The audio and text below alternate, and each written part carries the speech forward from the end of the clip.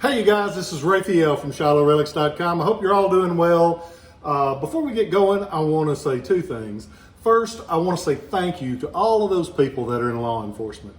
There are so many of you guys that do one hell of a job.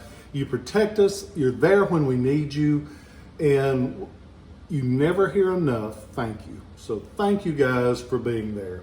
Number two, I just got the sad news that my buddy Arthur Cook passed away yesterday. If you've ever been to a Civil War show in the South, you'll know Arthur because he talks like this, and he was always there, and he was the most outgoing person.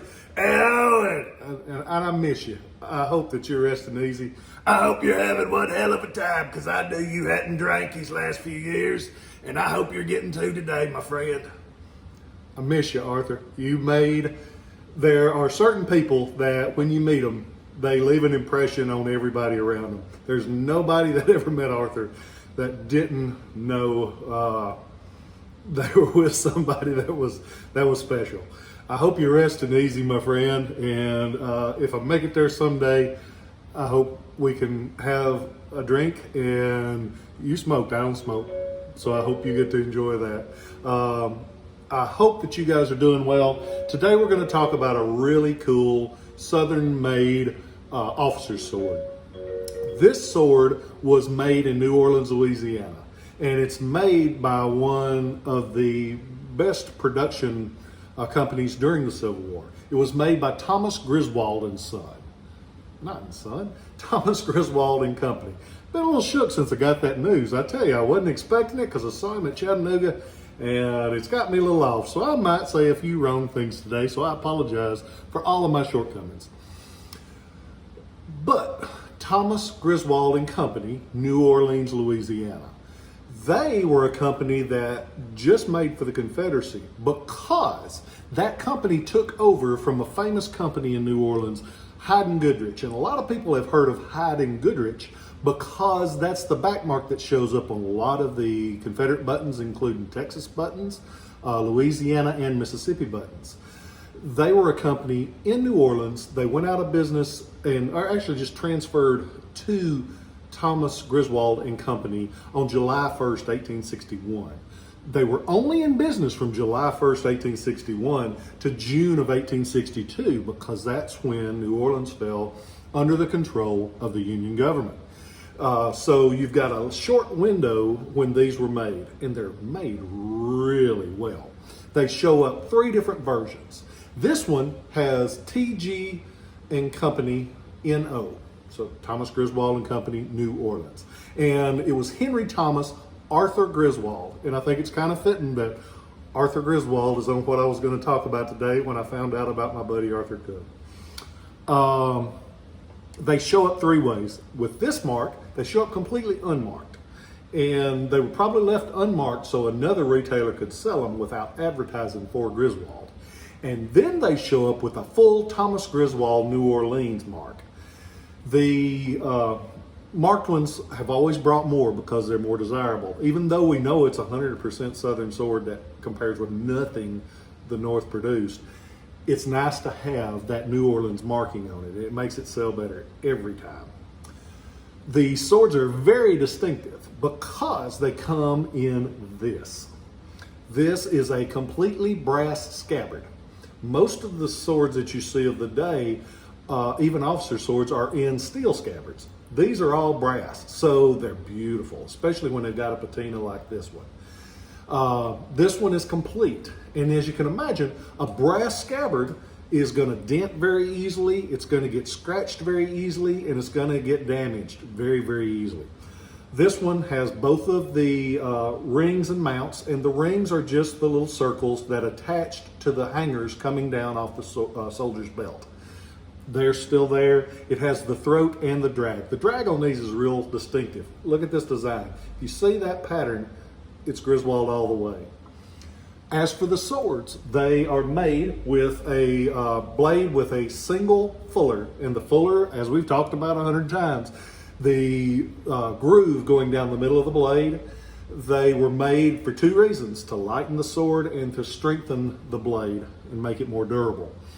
These are made, as with many Southern swords, with a single fuller on each side, no secondary fuller. The secondary fuller is the little small one up at the top, and they're put on most of the companies that had the special and the very advanced manufacturing techniques.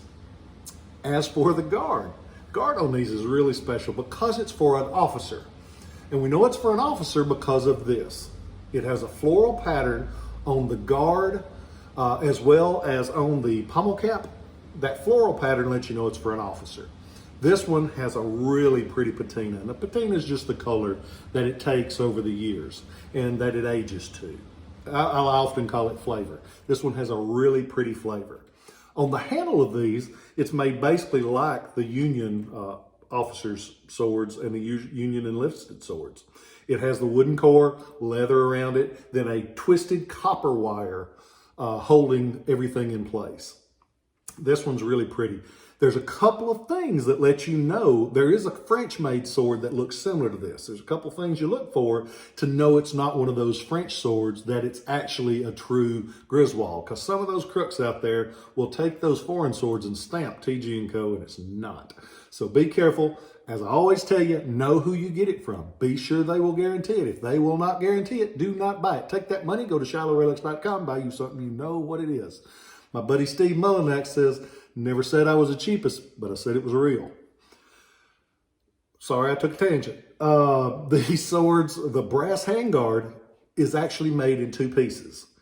And you can see on this, see that little joint right there? That's where they bring it together and put it together. And on the top, you remember what this little piece is called? It's called a pommel cap.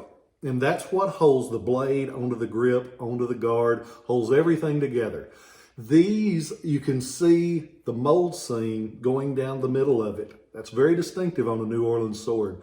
They never got that process perfect, and it's always, almost always, you can never say always in this business, almost always has that line in it.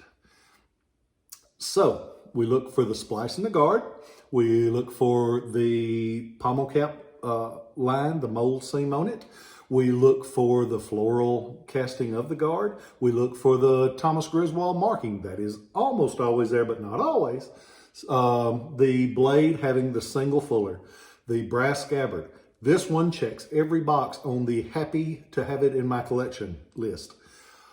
It's a beautiful sword. As of the time I'm taping this, you can go on to ShilohRelics.com. You can see this. I've also just added a few other Confederate swords, a couple of different Confederate short swords, one by Boyle and Gamble and one unmarked one.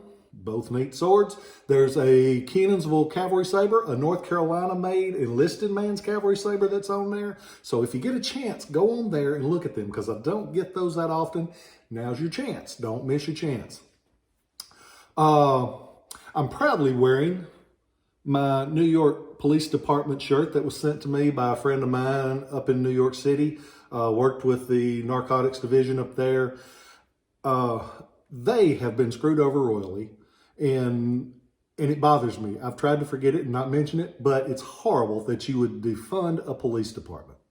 If anybody, there are two groups that need more money.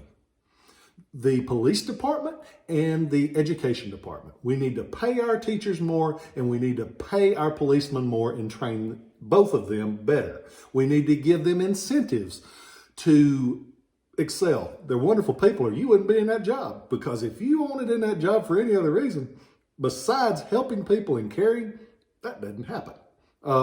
So you need to take a second. You need to, if you're in New York, write whoever it is that's your senator and congressman and let them know that's insane. That is absolutely insane. Now's not the time to abandon people that are working for you. Those people are working for you, and I am thankful for almost every one of them. The bad ones, got no use for, and they will get theirs when they get caught. But you should not blanket hate everybody because of one person. And that goes for police. It goes for black people, white people. You should not judge everybody because of one idiot and one moron. And you should not punish those good people of any category because of a couple of bad people.